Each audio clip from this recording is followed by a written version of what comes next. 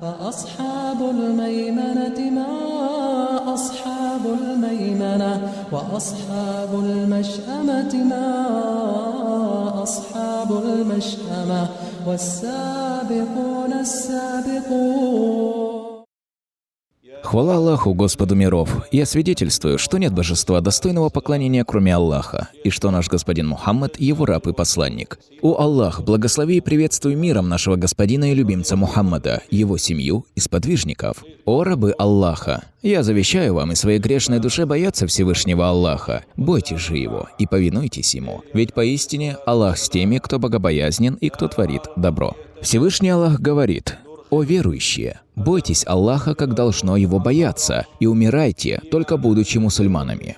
Всевышний Аллах по своей безграничной милости позволил нам очутиться в поистине благом времени, в благословенном месяце Рабиуль-Авваль, месяц, в котором родился Мухаммад, посланник Аллаха, мир ему и благословение Всевышнего, озаривший этот мир своим пророческим светом и посланный в качестве милости для людей. Величайший человек, которого Господь миров похвалил в священном Коране так, как не был восхвален ни один человек. Аллах говорит: «Поистине, ты человек превосходного нрава». Благой нрав занимает важное место в жизни мусульманина. Это качество, благодаря которому верующий удостаивается войти в райские сады. В нашем пророке, да благословит его Аллах и приветствует, были собраны самые прекрасные и благородные качества. Ни один человек не сможет сравниться с ним ни в богобоязненности, ни в благом нраве, ни в поклонении, ни в познании Аллаха. В судный день посланник Аллаха, мир ему и благословение Всевышнего, падет ниц перед своим Господом и, как говорят великие праведники, будет находиться в таком положении 70 лет, восхваляя Всевышнего Творца словами, которые не произносил ни один человек до него.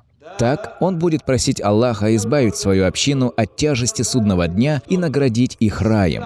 Затем Господь миров обратится к нему и скажет поднять голову и заступиться за свою общину, ибо его заступничество будет принято Всевышним Аллахом. Сегодня мы расскажем о качествах посланника Аллаха, о его укладе жизни, в том, что касается семьи, друзей, еды, одежды. Пророк, да благословит его Аллах и приветствует, соблюдал меру в еде и одежде. Носил он одежду, не слишком изысканную или виднеющуюся. Но когда он встречал гостей или делегацию, то надевал подобающую встрече одежду, как чалма и накидку.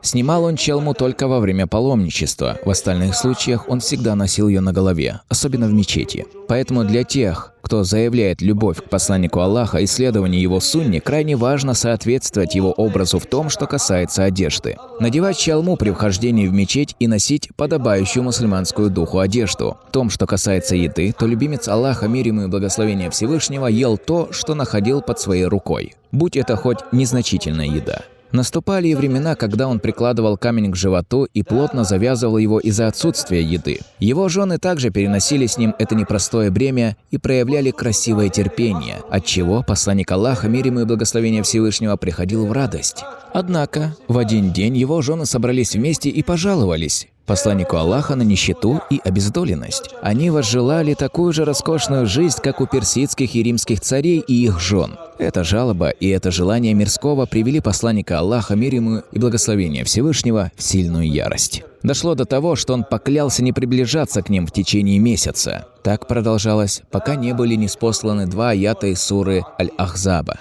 «О пророк, скажи своим женам, если вы хотите земной жизни и ее красот, то придите, и дам вам желаемое, и отпущу с миром. Но если вы стремитесь к Аллаху, к Его посланнику и к вечной жизни, то Аллах приготовил добродетельным среди вас великую награду». Так Господь миров предложил выбор женам посланника Аллаха – развестись с ним и получить мирские красоты, или же остаться с ним, перенося на своих плечах великое бремя, помогая ему в доведении Божьего послания и в итоге заслужив щедрые награды от Аллаха. Когда были ниспосланы данные аяты, посланник Аллаха, мир ему и благословение Всевышнего, первым делом прочитал их своей жене Аише, да будет доволен ею Аллах, предложив ей выбрать между разводом и проживанием вместе с ним, но прежде посоветовавшись со своими родителями.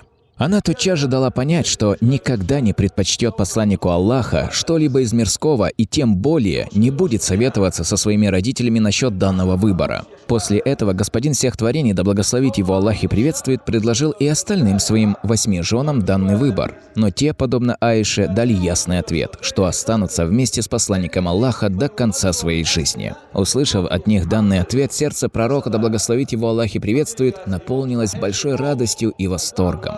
Величайший из людей провел свою славную жизнь, проявляя красивое терпение и стойкость перед испытаниями и трудностями, что Всевышний Аллах не спосылал на него. Аиша, да будет доволен ею Аллах, сказала: «Семья посланника Аллаха никогда не оставалась сытой от пшеничного хлеба в течение 2 дней подряд». То есть в один день они ели, а в другой голодали. Проходил месяц или 2 месяца, как в наших домах не разводили огонь, а еда наша состояла только из фиников и воды. Посланник Аллаха, мир ему и благословение Всевышнего, покинул этот мир, а в доме его был лишь кусок хлеба. Однажды сподвижники спросили Аишу, как пророк, да благословит его Аллах и приветствует, проводил время дома. Она ответила, что он был таким же обычным человеком, как и остальные люди. Чинил обувь, зашивал одежду, доил скот, подметал, выполнял нужды своей семьи. Величайший из людей, возвышенный Господом миров, обладал настолько большим смирением.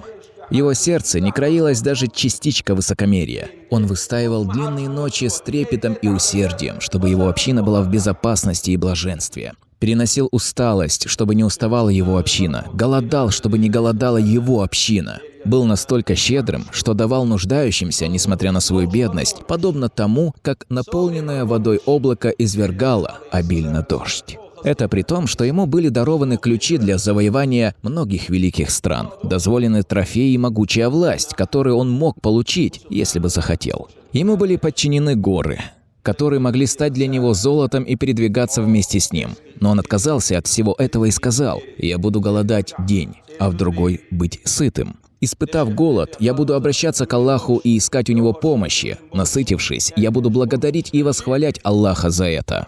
Вот таким великим человеком был наш пророк Мухаммад, да благословит его Аллах и приветствует. Человек, которого в этот месяц восхваляет лишь малая часть мусульманской уммы. Посланник Аллаха родился в понедельник, и большинство ученых сходятся в том, что это 12 число нынешнего месяца Рабиуль-Авваль. В понедельник он обычно соблюдал пост, и когда его спросили о причине этого, он отвечал, что это день, в котором он родился и в котором был ниспослан Коран.